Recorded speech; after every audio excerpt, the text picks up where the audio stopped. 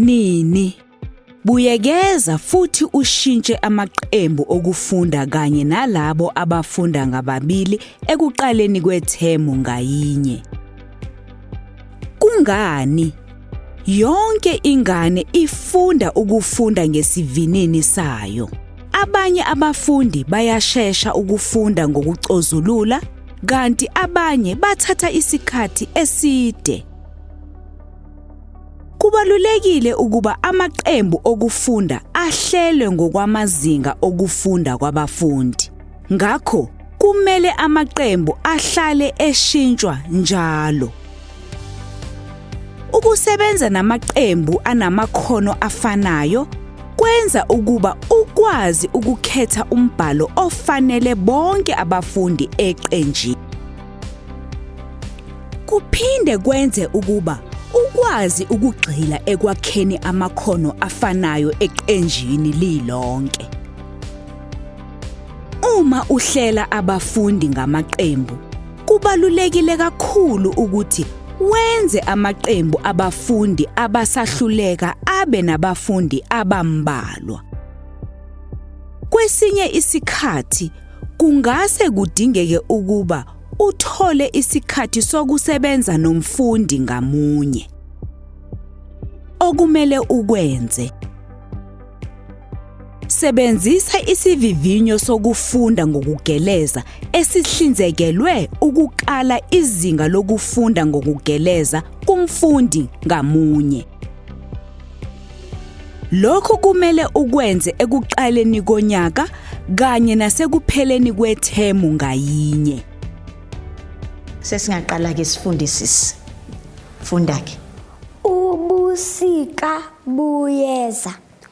Ngiyalithanda ihlobo. Ngithanda ukudlala ngaphandle. Ngithanda ukuyobhukuda. Ngithanda futhi ezinkulu zasehlobo.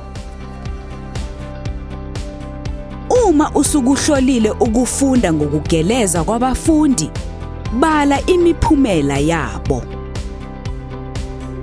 Bese ubeka abafundi abanemiphumela elinganayo eqenjini lokufunda elisezingeni elifanayo. Qaphela ukuthi yibaphi abafundi abakwazi ukufinyelela emagameni anqunyiwe nalabo abahlulekayo.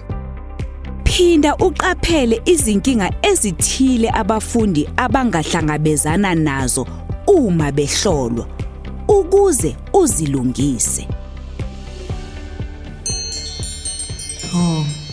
Ngiyabonga ke Nompilo, ufunde kahle kakhulu sisi uyezwa. Ngiyabonga kakhulu ntombazane yami. So ngayohlala phansi sisi.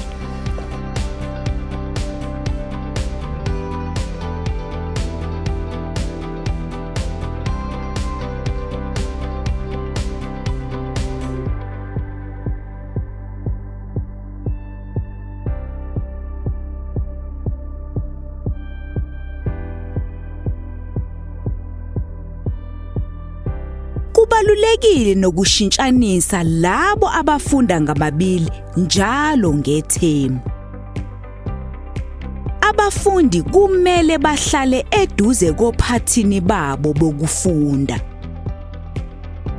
Zama izindlela ezahlukene zokuhlanganisa abafunda ngababili bese ubona ukuthi yikuphi okukusebenzelayo.